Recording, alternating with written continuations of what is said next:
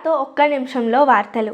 మొదటిగా కాంగ్రెస్ పార్టీ వీరి ప్రియదర్శిని యుధాన్ యోజనలో భాగంగా బీహార్లో పేద మహిళలకు 5 లక్షల శానిటరీ నాప్కిన్లు పంచింది. ఇక్కడ మనందరికీ ఆశ్చర్యం కలిగించే విషయం ఏమిటంటే ఈ శానిటరీ నాప్కిన్ల ప్యాకెట్ మీద రాహుల్ గాంధీ గారి ఫోటో ఉంది.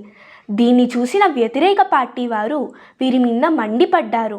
అసలు మహిళల ప్రైవేట్ వస్తువుల మీద మీ ఫోటోలేంటి, అడ్వర్టైజ్మెంట్లేంటి అని అడిగారు.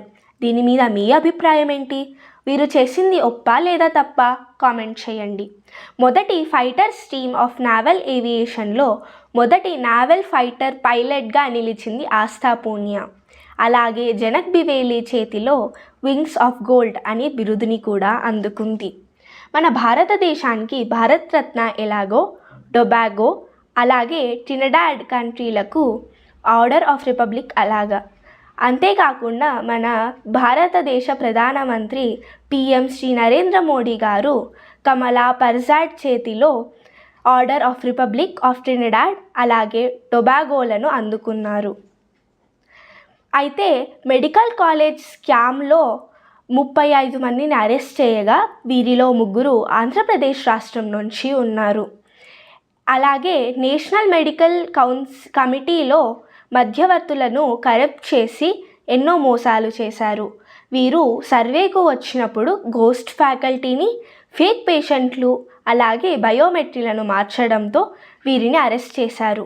డాక్టర్ హరిప్రసాద్ అనే ఆయనను కదిరి నుంచి, అలాగే డాక్టర్ కృష్ణ కిషోర్ అనే ఆయనను విశాఖపట్నం నుంచి, ఒక ప్రైవేట్ మెడికల్ కాలేజ్ డైరెక్టర్ అయిన వెంకట్ను అరెస్ట్ చేశారు.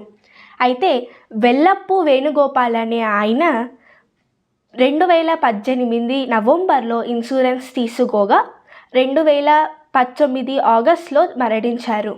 అయితే తన భార్య అయిన వెల్లప్పు తార తన 3 పిల్లలను పోషించుకోలేక ఇన్సూరెన్స్ వద్దకు వెళ్ళగా తన భర్త అయిన వెల్లప్పు వేణుగోపాల్ హార్ట్అటాక్ వచ్చి మరణించిన అది క్రానిక్ కిడ్నీ డిసీజ్ అని ఇన్సూరెన్స్ ఇవ్వడానికి ఒప్పుకోలేదు. దాంతో ఈమె కోర్టు మెట్లు ఎక్కింది. అంతేకాకుండా ఈమె 5 ఏళ్ళు కోర్టులో పోరాడి 50 లక్షలు గెలుచుకుంది. ఇలాంటి మరిన్ని వీడియోస్ కావాలి అంటే please like, share and subscribe. అలాగే మహాభారతం లాంటి ఇతిహాసాలు తెలుసుకోవాలి అంటే నా వీడియోస్ చూడండి. Thank you.